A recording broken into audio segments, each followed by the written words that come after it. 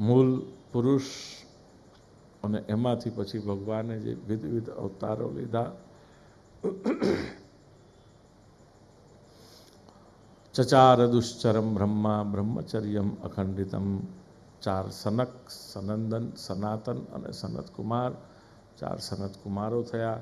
દુશ્ચર એવું તપ કર્યું છે બ્રહ્મચર્યનું, અને એક દાખલો પૂરો પાડ્યો છે કે બ્રહ્મચર્યમાં કેટલી તાકાત છે, એના કેવા કેવા બળ છે, કેવા પરિણામો છે. ત્યારબાદ પૃથ્વીનો ઉદ્ધાર કરવાને માટે થઈ રસાતલમાં ગયેલી પૃથ્વીને પાછી લાવી અને પોતાના સ્થાને સ્થિર કરવા માટે ભગવાન યજ્ઞેશ સૌકરમ વપુઃ. ભગવાન બોલો વરાહ ભગવાન કી જય. ભગવાને વરાહનું સ્વરૂપ લીધું. વળી ભગવાને ભક્તિનું પ્રાધાન્ય બતાવવા માટે નારદજીનું સ્વરૂપ લીધું. નારદજી બની અને પધાર્યા અને ભક્તિને પ્રવર્તિત કરી. ભક્ત તરીકે નારદજી બતાડે છે કે એ આપણું પરમ કર્તવ્ય છે કે ભગવાનની જે પ્રિયા છે, ભક્તિ છે, એને આપણે ચારેય દિશાઓમાં પ્રવર્તિત કરીએ, એ આપણું નૈતિક કર્તવ્ય છે.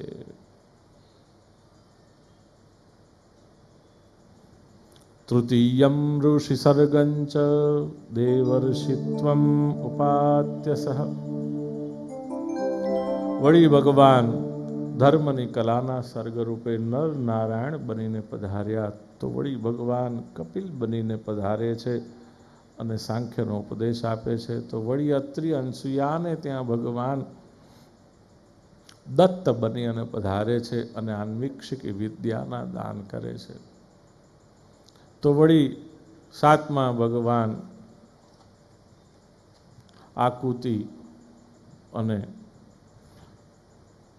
રુચિ નામના ઋષિને ત્યાં આવે છે યજ્ઞ નારાયણ બનીને. તો વળી ભગવાન મેરુદેવી અને નાભિરાજાને ત્યાં ઉરુક્રમ બનીને પધારે છે.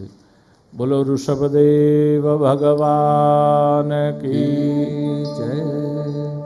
વળી ભગવાન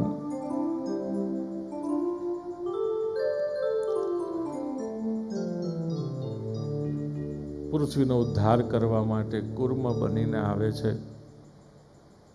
તો વળી ભગવાન પીઠ ઉપર મંદરાચલને ધારણ કરે છે, મત્સ્ય બનીને આવે છે અને ઉદ્ધાર કર્યો છે. સૌથી પહેલી કથાની શરૂઆત ત્યાંથી કરી. ભગવાને પોતે વેદથી લઈ અને સકલ શાસ્ત્રોની કથા ત્યાં ગાઈ